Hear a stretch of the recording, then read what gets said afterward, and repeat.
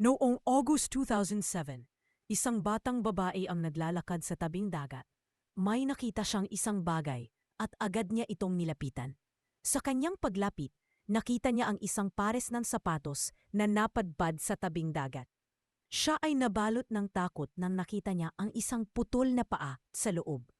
Ang pangyayaring ito ay nangyari sa Jedediah Island, sa baybayin ng Salish Sea ng British Columbia, Canada. Pero hindi ito pangkaraniwang pangyayari. Ang paa ay putol, tila naputol ng natural na paraan at walang indikasyon na ginamitan ito ng matalas na bagay. Mula noon, marami pang mga paa ang natagpuang napadpad sa baybayin. Nanggaling ito sa 5 lalaki at 1 babae. 3 individual naman ay hindi tukoy ang kasarian. Sa loob ng ilang taon, ang kasong ito ay nanatiling misteryo kung saan nanggaling ang mga paa.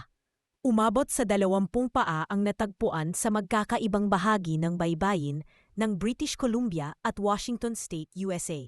Kadalasang suot ang sneaker na sapatos. Ang BC Coroner's Service ng Canada ay ang nag-imbestiga hindi lang sa natural na pagkamatay.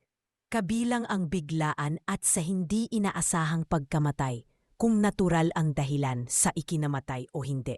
Inihayag ng coroner noong taong 2017 na ang mga paa ay natural na nahiwalay mula sa katawan kapag matagal ang pagkababad sa tubig sa isang bangkay.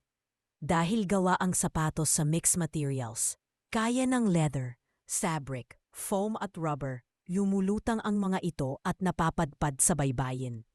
1 siglo mahigit na ang nakalipas, may naitala na at naidokumento na may paa sa loob ng boda ang napadpad sa dalampasigan ng Vancouver noong taong 1887.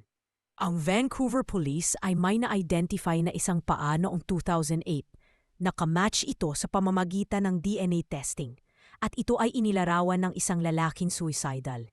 Napahanap din ng awtoridad ng match sa 2 paa na nanggaling sa isang babae na nag-suicide. Maraming haka-haka na ang mga paa ang nanggaling sa mga taong nagpakamatay sa pamamagitan ng pagtalon ng tulay. Gayunpaman, dahil sa bihira lang ang makakita ng parte ng tao, kadalasan ay mga paa lang ang nakikita. May naniwala na ang mga paang ito ay mga biktima sa tsunami noong 2004 dahil ang mga petsa ng taon ng suot nilang mga sapatos ay ginawa bago pa ang taong 2004, kung saan man ang pinanggalingan ng mga paa. Ito ay nagbilin sa mundo at otoridad ng malaking palaisipan.